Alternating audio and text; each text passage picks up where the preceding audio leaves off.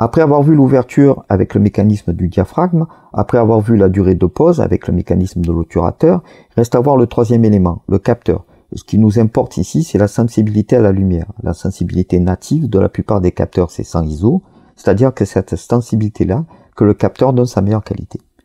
On retrouve la même notion de diaph qu'on l'a vu pour l'ouverture et la durée d'obturation. Si on passe de 800 à 400 ISO, on va influer sur l'exposition. C'est pas tant la qualité de lumière que l'on modifie, mais sa sensibilité. De fait, on rend le capteur plus sensible en augmentant les ISO. On a donc besoin de moins de lumière à exposition égale en augmentant les ISO. Ici, je suis passé de 800 ISO à 400 ISO. J'ai donc rendu mon capteur moins sensible. Si je ne modifie pas les autres paramètres, j'ai donc une exposition plus sombre, moins de lumière, en divisant par 2. Je vais assombrir la photo si je ne modifie pas par ailleurs les autres paramètres. Si je passe de 800 à 1600 ISO, je rends mon capteur plus sensible, j'aurai besoin de 2 fois moins de lumière pour une même exposition. Si je ne modifie pas les autres paramètres, je vais éclaircir la photo. Du coup, à quoi cela sert? Eh bien, cela facilite la prise de vue dans les conditions les plus difficiles. Si je suis devant une scène où malgré l'ouverture la plus grande, et en mettant la durée d'exposition la plus longue que me permet la prise de main à lever, il manque encore un peu de lumière, en jouant sur la sensibilité ISO, en rendant le capteur plus sensible à la lumière, je peux atteindre l'exposition correcte.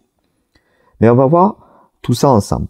Car on va s'apercevoir que l'on a tout de suite le deuxième effet de ce critère. En augmentant la sensibilité du capteur, je rajoute du bruit numérique, je dégrade la qualité de l'image. On va voir une série de photos à différentes sensibilités ISO, regardez surtout les zones les plus sombres, comme l'objectif Middleton en bas à droite et le manteau du chat. Vous allez voir la différence de qualité à mesure que l'on monte dans les ISO. Ici, les photos sont prises en priorité ouverture, ce qui veut dire que l'appareil va faire varier le temps d'obturation pour conserver la même exposition.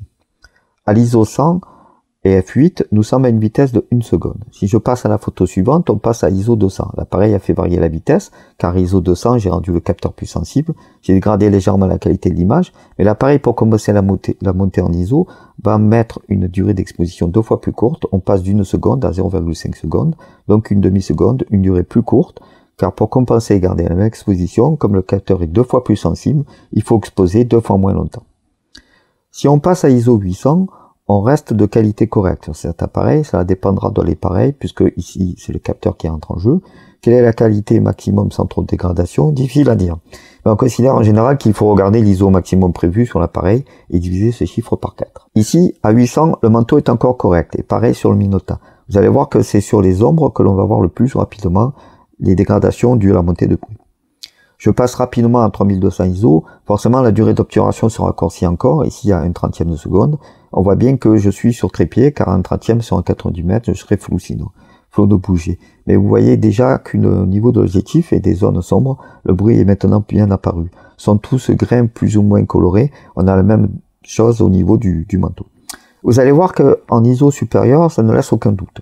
C'est très visible. Ici, on est à ISO 16000. Beaucoup d'appareils ne montent pas autant en ISO, mais là, de toute façon, la qualité est très médiocre. On se sert que de ces valeurs extrêmes uniquement quand on ne peut pas faire autrement, car il faut prendre la photo au détriment de sa qualité. Le manteau est très bruité, même les parties claires sont bruitées, l'objectif est défiguré par le bruit. À titre d'exemple, j'ai mis le max de mon appareil, 25600 ISO. Là, je vois bien que l'ensemble de la photo est bruité, notamment l'objectif n'est plus qu'un magma de grains de bruit. Alors, comment régler les ISO? Il faut essayer de garder les ISO les plus bas possible. Tant que la situation lumineuse le permet, on reste à 100 ISO parce que c'est là qu'on obtient la meilleure qualité. Par contre, lorsqu'on veut réduire le temps d'exposition parce qu'on risque d'avoir du flou de bouger, ou si on veut augmenter la profondeur de champ parce qu'on n'est pas assez net sur le sujet, dans les conditions actuelles, on va se permettre de jouer sur les ISO et dégrader la qualité d'image pour gagner en profondeur de champ ou en durée d'exposition. Reste le débat des ISO en automatique, ce qui est faisable. Quand cela est possible, je reste en ISO fixe et sur 100. Mais il est vrai que maintenant les appareils peuvent prévenir d'une montée trop rapide en ISO dans le mode ISO auto.